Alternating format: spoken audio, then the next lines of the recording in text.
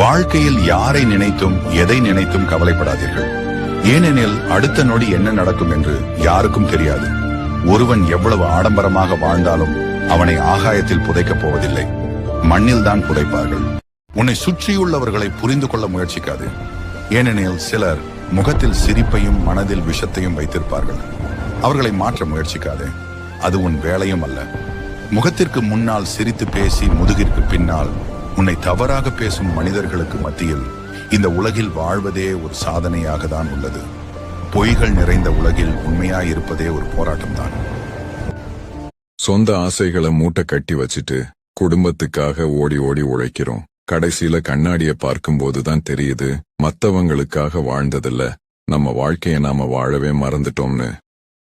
இங்கு யாரும் யாருடைய மனவலிகளையோ சூழ்நிலைகளையோ புரிந்து கொள்வதில்லை. அவரவர் சுயநலத்திற்கு ஏற்றவாறு பேசிவிடுகிறார்கள். தனியாக வாழ எப்போதும் தயாராக இருங்கள். சிலர் திடீரென்று மாறுவார்கள். இன்று நீங்கள் அவர்களுக்கு முக்கியம், நாளை நீங்கள் அவர்களுக்கு ஒன்றுமில்லை. அதுதான் உண்மையான வாழ்க்கை. வாழ்க்கையில் விட்டு போன பொய்யான உறவுகள் மீண்டும் தொடரும் நிலை வந்தால் வேண்டாம் என்று முடிவெடுத்து விடுங்கள். ஏனென்றால் அவர்கள் வார்த்தைகளில் மட்டும்தான் மாற்றம் இருக்குமே தவிர அவர்கள் மனதில் இருக்காது. உங்களை அலட்சியம் செய்பவர்களிடத்தில் மீண்டும் மீண்டும் அன்பை தேடுவதில் உங்களுக்கு அவமானத்தை தவிர வேறு எதுவும் கிடைத்து விடாது. உங்களை உதறி சென்றவர்களை உதிர்த்து விட்டு செல்லுங்கள். தன்மானமாவது மிச்சமாகட்டும். குத்தி கிழிக்கிற முள்ளா இருந்தாலும் சரி, குத்தி காட்டுற மனுஷங்களா இருந்தாலும் சரி, தூக்கி ஓரமா போட்டு விடுங்க. இல்லைன்னா மறுபடியும் நம்மளதான் காயப்படுத்தும்.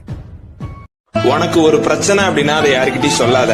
உன் பிரச்சனையை மத்தவங்க கிட்ட சொல்லும் போது உன் பிரச்சனைக்கு தீர்வு சொல்றவங்களை விட அதை விமர்சனம் செய்யறவங்க தான் அதிகம்.